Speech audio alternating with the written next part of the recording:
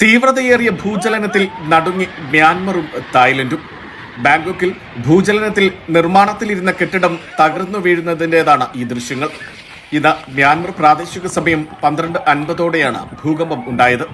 പിന്നീട് 6.8 തീവ്രത രേഖപ്പെടുത്തിയ ഒരു തുടർചലനവും ഉണ്ടായി. ബാങ്കോക്കിൽ ഭൂചലനത്തിൽ കെട്ടിടങ്ങൾ ആടിയുലഞ്ഞു.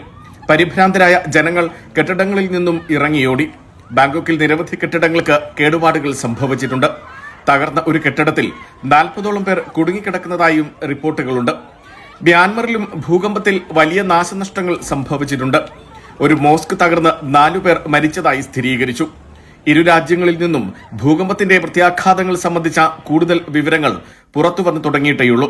ചൈനയുടെ ചില ഭാഗങ്ങളിലും ഭൂകമ്പം അനുഭവപ്പെട്ടതായി റിപ്പോർട്ടുകളുണ്ട്.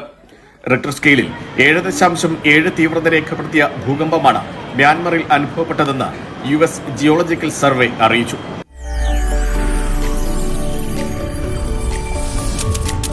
NTV UAE to the world.